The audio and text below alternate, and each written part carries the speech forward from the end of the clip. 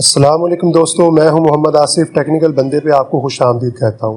दोस्तों, आज मैं एक आपको ऐसी एप्लीकेशन के बारे में बताऊंगा जिसकी मदद से आप बड़ी आसानी से अपने नोट्स, अपनी पिक्चर्स जो हैं, अपनी किसी भी किस्म की इंफॉर्मेशन जो है उसको अपने कंप्यूटर के अंदर, अपने मोबाइल के अंदर जो है बड़ी आसानी से स्टोर कर सकते हैं। तो आज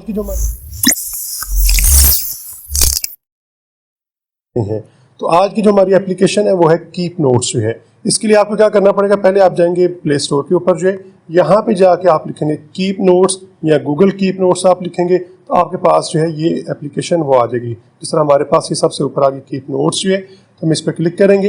तो चूंकि ऑलरेडी मैंने इंस्टॉल कर ली हुई है तो आप इसको जो है वो इंस्टॉल कर लीजिएगा।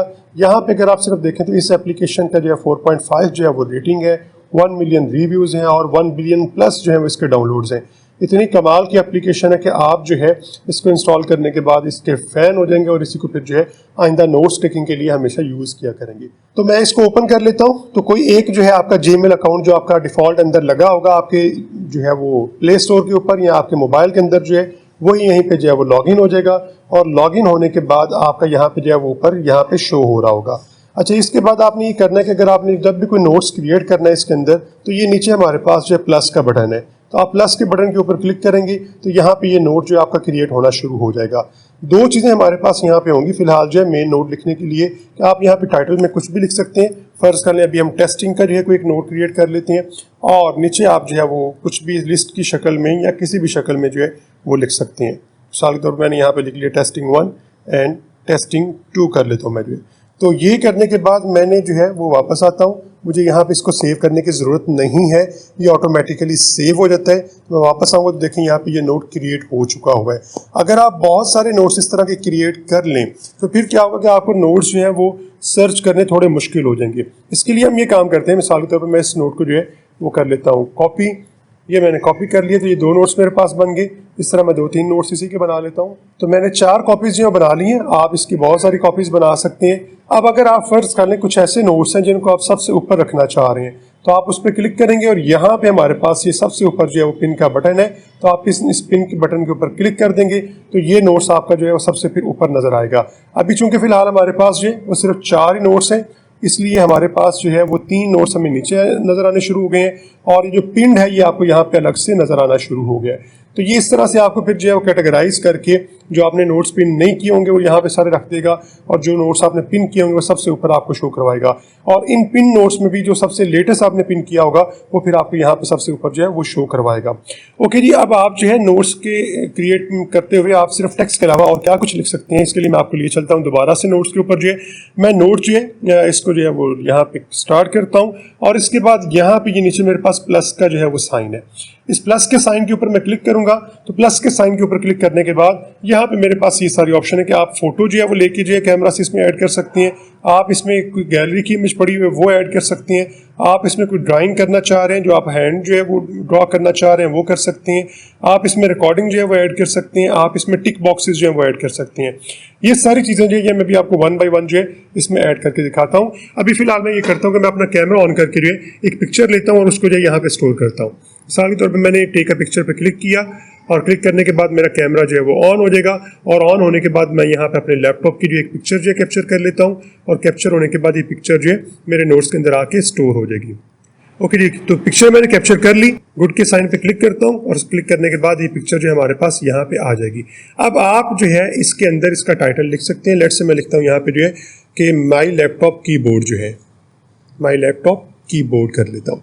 तो इसके नीचे आप इसके फिर जो है वो बाकी चीज़ें जो है वो ऐड कर सकते हैं। मिसाल के तौर पे अगर आप कोई और जो है वो इमेजेस ऐड करना चाह रहे हैं तो आप ऐड इमेज पे क्लिक करेंगे तो आपकी गैलरी से सारी इमेजेस जो है वो यहाँ पे आके ऐड हो जाएंगी। तो वहाँ से अगर आप कोई इमेज ऐड करना चाह रहे हैं तो आप ऐड इमेज पे क्लिक कर लेंगे। इसी तरह अगर आप ड्राइंग पे क्लिक करते हैं तो ड्राइंग में हमारे पास जो है ये ऑप्शन बहुत सारी आ जाएंगी कि आप जो है यहाँ पे कुछ भी जो है वो ड्रॉ करके जो है यहाँ पे रख सकते हैं।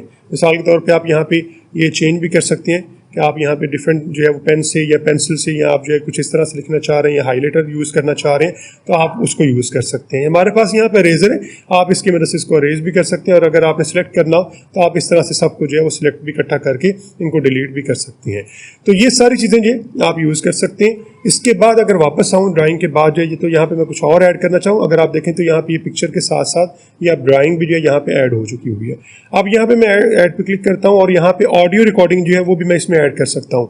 तो मैं रिकॉर्डिंग ऑडियो पे क्लिक करूँगा तो उसके बाद जो है ये यहाँ पे मेरी रिकॉर्डिंग जो है वो करनी शुरू कर देगा और करने के बाद जो है वो यहाँ पे इसको ऐड कर देगा। इसी तरह आप यहाँ पे जो है टिक बॉक्सेस जो है वो ऐड कर सकती हैं। टिक बॉक्सेस जो है किस तरह के हमारे पास होते हैं कि आपने अगर कोई लिस्ट बनाई हुई है और उसमें आप देखना चाह रहे हैं कि मैंने कौन कौन सा काम कर लिया हुआ है, तो आप यहाँ पे टिक बॉक्सेस बना लेते हैं। या 2 डेज जो हमारे पास वर्क है उसकी मैं एक लिस्ट बना लेता हूँ। तो उसके बाद फिर मैं जो है जो काम करता जाऊँगा उनको फिर मैं बाद में यहाँ पे जो है वो ऐड करता जाऊँगा या टिक करता जाऊँगा, तो मुझे कंफर्म हो जाएगा मैंने ये काम जो है वो ऐड कर लिया हुआ है।